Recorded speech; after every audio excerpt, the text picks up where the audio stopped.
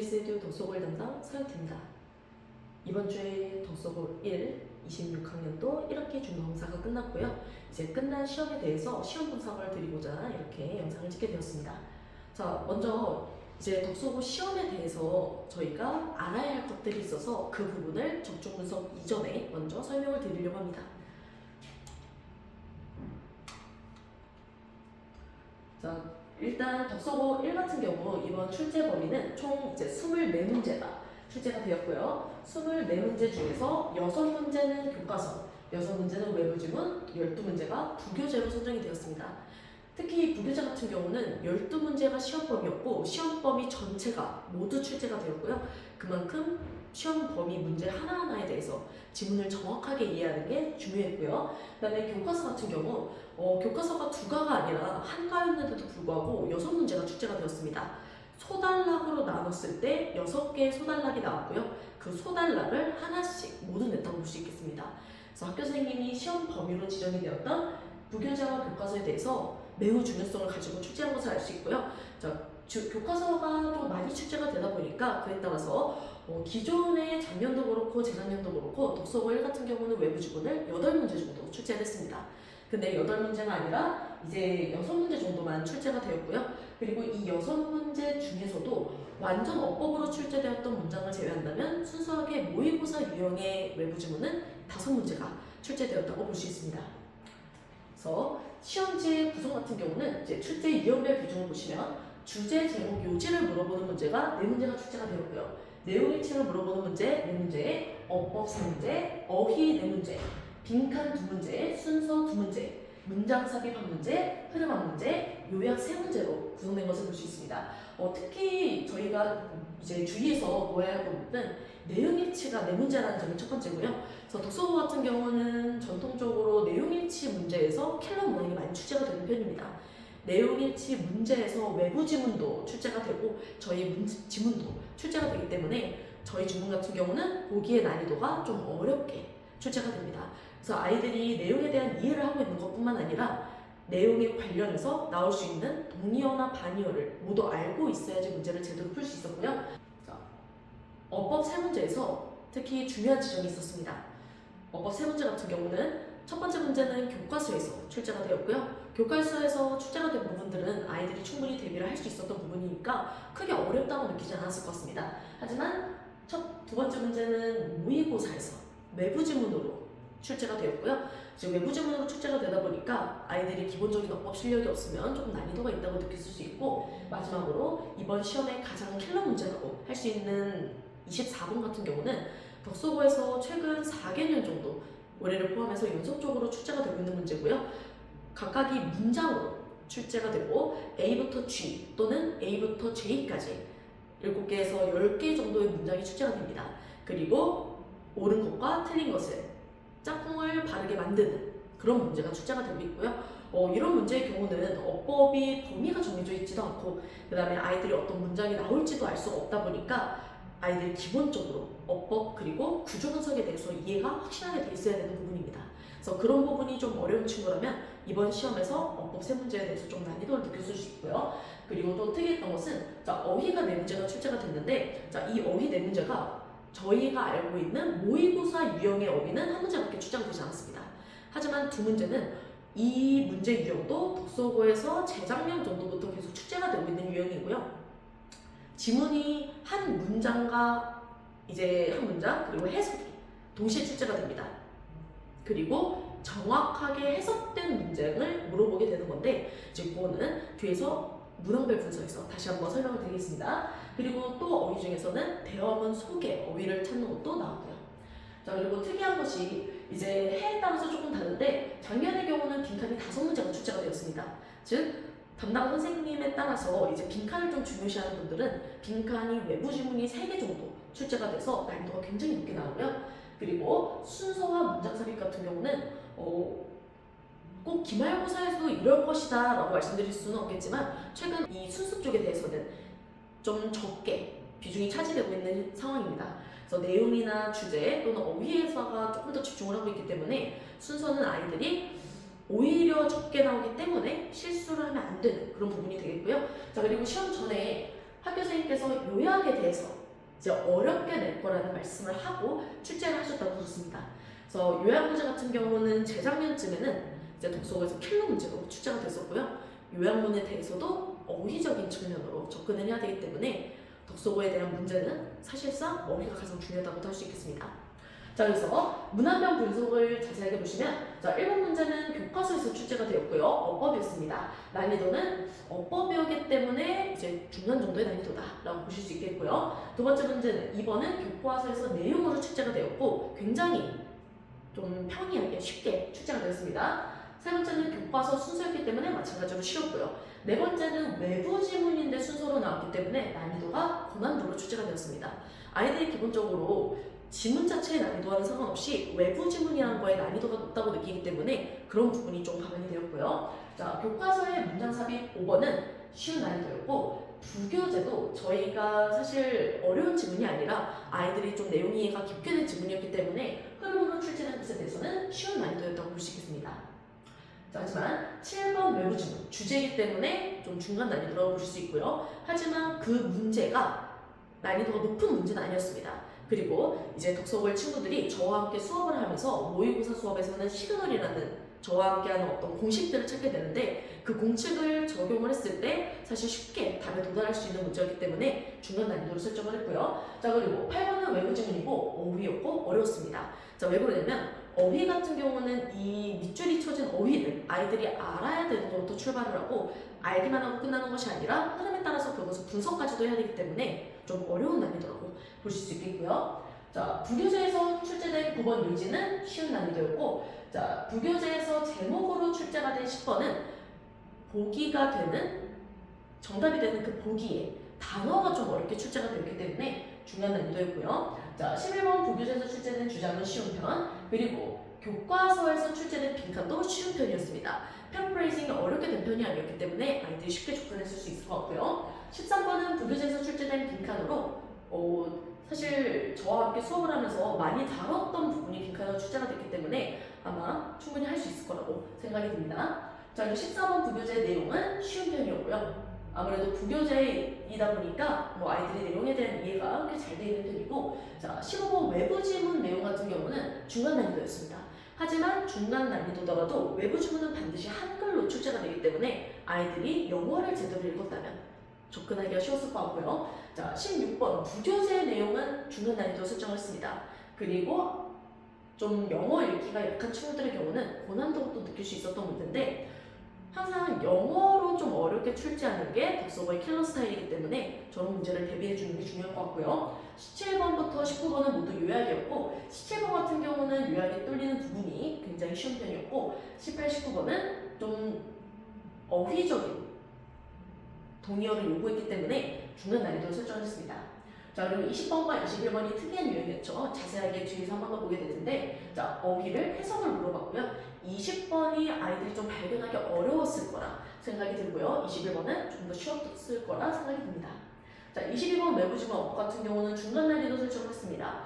물론 외부 지문에서 어법이 출제되면 어렵다고 느끼긴 하지만 사실 답을 고를 수 있는 부분이 좀 아이들이 쉽게 접근할 수 있는 부분에서 출제되었기 때문에 노멀 난이도로 설정을 했고요. 자, 23번 부교재 어휘는, 자, 23번이 이제 대화문 속에서 나오는 것이었죠. 중간 난이도 설정했고, 24번 외부 지문 어법은 아까 말씀드린 대로 문장이 출제가 되기 때문에 고난도로 설정했습니다. 자, 그래서 경량 코멘트를 해드리면, 자, 모의고사에 출제되는 유형으로만 출제된 것이 아니라 독서고에서 빈출로 출제되는 유형들이 다양하게 출제되었습니다. 즉, 아이들이 모의고사만 대비를 하고 독서고를 만약에 왔다면 좀 유형에 대한 대비가 어려웠을 부분이죠.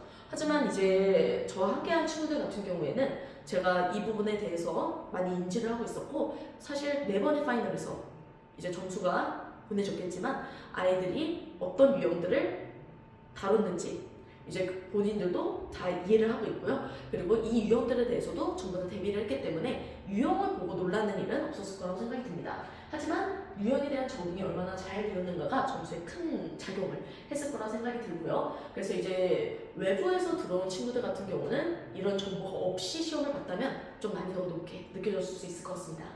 자, 그리고 작년과 비교해서는 외부 질문의 출제수가 많이 줄어들었습니다. 8문제에서 6문제로 줄어들었고 어법 문장을 제외한다면 5문제였기 때문에 내신 범위에 대한 이해가 깊은 것이 주요했습니다. 자, 그리고 독서고라고 생각을 하면은 지문을 단순히 암기한다고 생각할 수 있지만 단순한 암기만으로는 학교 선생님이 변형하는 포인트에 대응할 수가 없습니다. 그래서 글 자체의 흐름과 의미를 통해서 답을 유추할 수 있는 능력이 필요했고요. 그 부분에서 어휘가 제일 주요했다고 말씀드릴 수 있을 것 같습니다.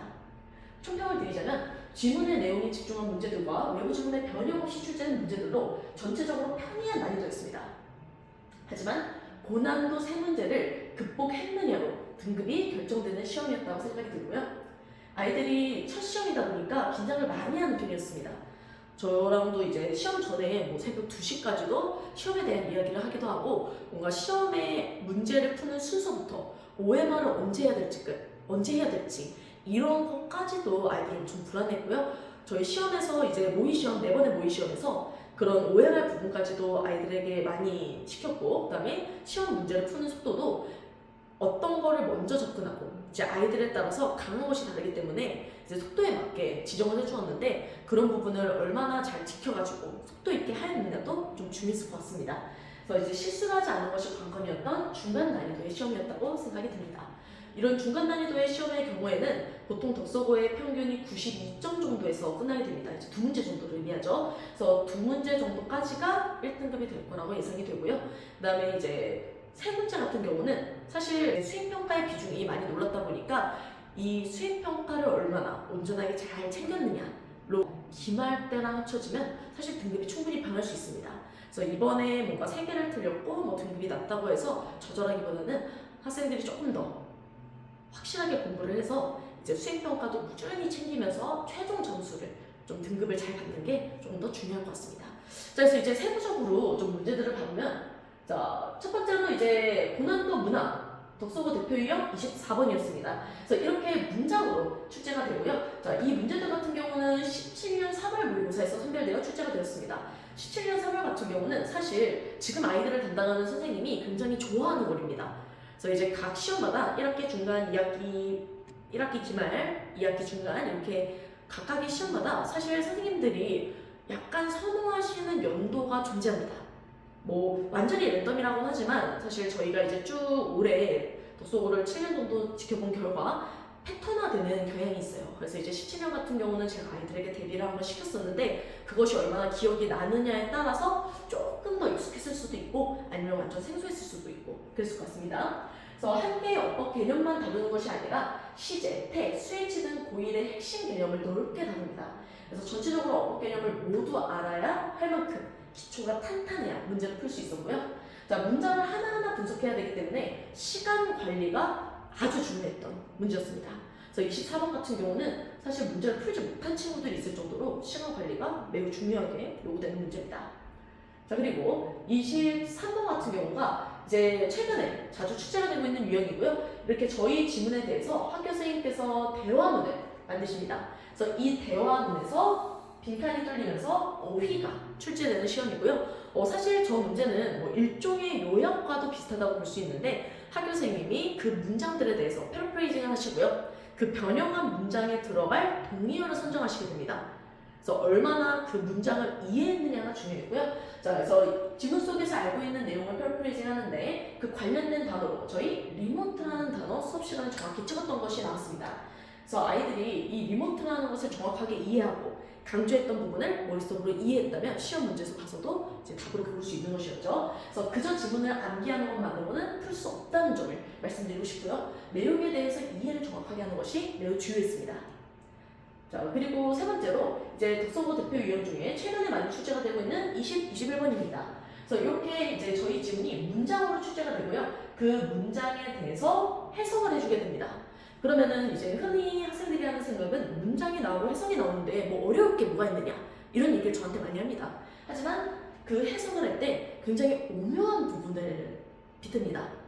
그래서 예를 들어서 뭐 he offered to design the statue 라는 문장이 있을 때 그는 그 동상을 설계할 것을 제안했다 라고 해석이 되는 것을 설계하라고 제안했다 라는 시키는 말투가 들어가기 때문에 오답이었던 2번이 정답이 되는 것이었습니다. 그래서 이제 이 말투의 차이를 제대로 이해하는 것이 중요하기 때문에 지문을 단순히 그냥 한글을 읽어 넘어가는 것이 아니라 한 문장 정확하게 분석을 해보는 게 중요했습니다. 그래서 저희의 첫 번째, 제이스 에듀의 첫 번째 과제에서 시키는 워크북을 똑바로 하면서 이게 뭔가 그냥 대충 비키지 않고 스스로 분석을 해봤던 친구들이라면 이 말투의 오묘함을 알아챌 수 있을 것이라고 생각하고요. 하지만 이제 문장이 짧은 것에 반해서 이 어려움의 난이도는 20번이 더 높아질 것으로 생각이 되고 21번 같은 경우는 사실상 굉장히 명확한 부분을 사용했습니다. 그래서 이제 아이들이 또 마찬가지로 지문에 대한 단순한 암기가 아니라 정확하게 분석을 했어야 되는 게 요구되는 시험입니다.